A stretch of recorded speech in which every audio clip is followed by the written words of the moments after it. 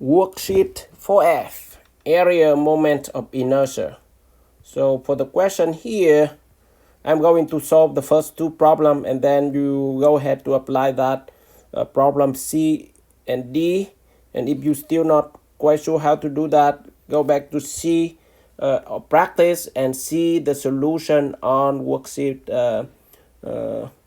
4G later on before you do C and D. So let's do A. They find the area moment of inertia about the neutral axis following the cross section of the following cross section. So the first cross section is the rectangle, and the centroid, as you can see, it will be for the rectangle, it will be there. And for neutral axis is the axis X or Y that go through the centroid, so that it will be, you see, X, and of course it will be Y for that. And whatever they give you it here, the answer I give you that at the guidance, Ix is 500 inch power 4. So why is that? If you recall, for the Ix, find out the Ix, which is the area moment of inertia about the x-axis, the neutral axis go through, so that here basically the neutral axis parallel to x and go through the centroid. So Ix equal to, this is a standard shape, rectangle is standard shape. What is that? Go through the reference that you have, it equal to, you see, BH cubed over 12. And if you recall in my lecture, to be easy to see whether BH cubed over 12 or HB cubed over 12, you need to see where that axis you are taking the area moment of inertia, and it will be parallel power 1, perpendicular power 3 divided by 12. Okay, so that go back to the solution. So let's write down, it will be parallel power 1, perpendicular power 3 divided by 12. So what is that? Parallel for x, you see parallel of x-axis is 6, right? So it will be 6 inches. Perpendicular to that axis Ix, so it will be 10. 10 power 3 divided by 12. And from that you will get 500. This is inch in cube, so it will be inch power 4, inch 4. So that's why the answer you have it in there. Some of you may want to find out also what is the this is extra. How about Iy? So you can use the same for y. It could be parallel power 1, perpendicular power 3 by 12. So parallel for y, it will be 10. You see the side 10 inches side, the vertical length, it is parallel to y, so it will be 10 inches times 6 inches cube, because 6 is the perpendicular to the y-axis, and we want to find out Iy, so it divided by 12, and that you have it 180 inch cube. So bottom line, and you can see the area moment of inertia are not the same. It depends between the x and y, so be careful what is the orientation of the cross section they are laying, and you will determine. So, and just relate to here, as you can see, x is much greater than y. So and that if you go back to see the beam, etc., for the structure, they tend to put the height, the depth of the beam on the side that have a higher. For example, in this case, that it should be for the beam, the height 10 inches tend to be bigger than the width of the cross section, which is 6 inches in there, because that Ix is much more than Iy. Why that? When we go to the bending moment, we will learn more about that. And then of course I will show you in the next session, the next class, about the buckling. So So that is one. And then the second problem, we also want to find out ix. And of course you can do iy, but now I need to only do one. So the centroid is the I shape, and this I shape is, as you can see, that is the symmetrical in x and y direction. So the centroid have to be in the center, and the neutral axis parallel to x-axis, it will be here, neutral axis, and that is x. So that's why we have ix.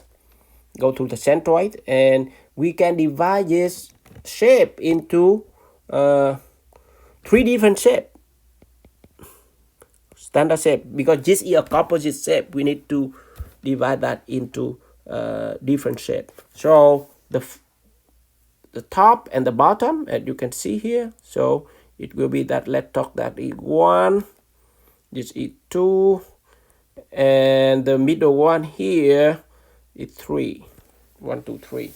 So it will be equal to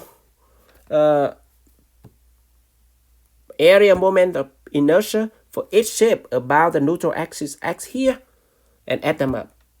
And with that, we need to employ the parallel axis theorem. If you recall the parallel axis theorem here, parallel axis theorem is for composite shape, it will be sum of all the standard shape by ix apostrophe, which is the area moment of inertia for each standard shape, plus a, the area of that each standard shape, times the distance from the neutral axis of each standard shape to the centroid of the entire shape, dx dy in there. So if we talk about ix, then we talk about the dy, which is the vertical distance in here. So let's go down to here. You will have sum of all, with the parallel axis theorem, we can have sum of all ix apostrophe plus a dy for each standard shape square, right? A dy square, and that, what is that come from? This is from parallel axis theorem. And from that we can plug in for these scenarios. First, let's go with the one.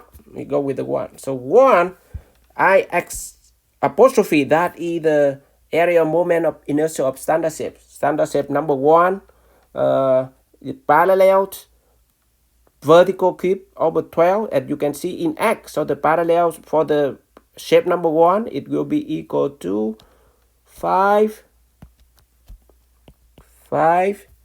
times the perpendicular for x, it will be 2 cube divided by 12, that is ix apostrophe for shape number 1, plus a y square for that shape number 1. So a in this case, as you can see, 5 times 2, and then time dy, that is defined from the centroid of the shape, which is here, to the centroid of the entire shape, So what is that about? So it will be, as you can see, for that, the whole thing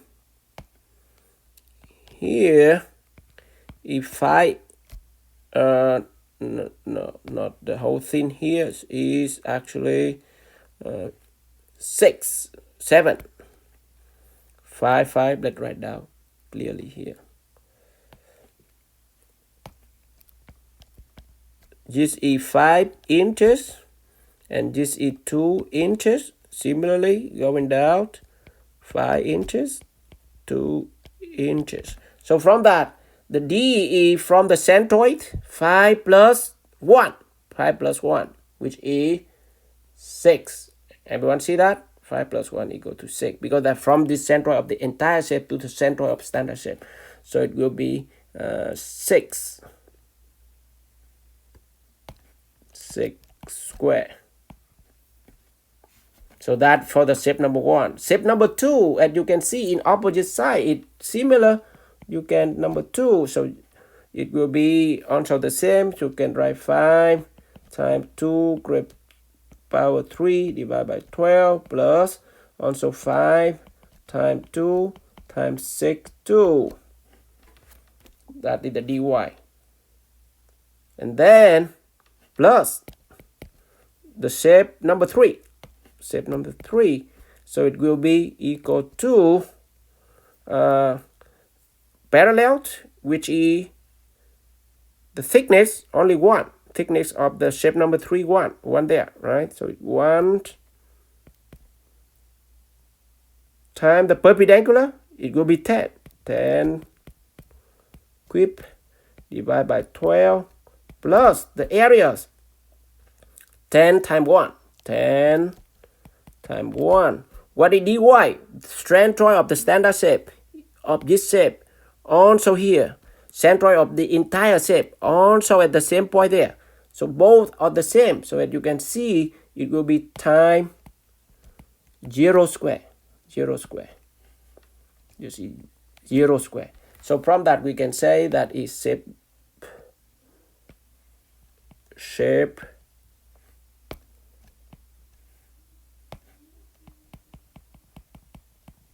1 is a shape 2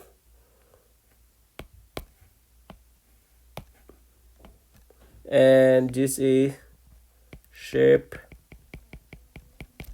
3. And when you have all of that, we can plug in already, so we can find out Ix equal to 810 in 4, and that's the answer. Of course, you can go ahead to find out Iy. Iy should be easy because on the centroid on the same line in y axis, and it should be smaller than Ix. And you can continue to do CD. First, you find out centroid of the entire shape. So you can break down the shape. For example, in this case, you can break it down into 2 shapes. Shape number 1, shape number 2, and find out the centroid first. Where is the centroid?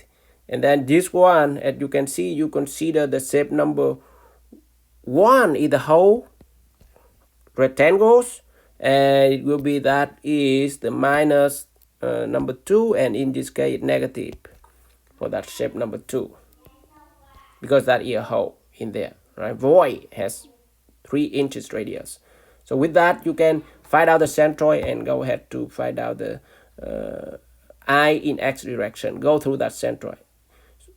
If you don't know how to centroid, you can watch my work on the worksheet 4G, which is coming next.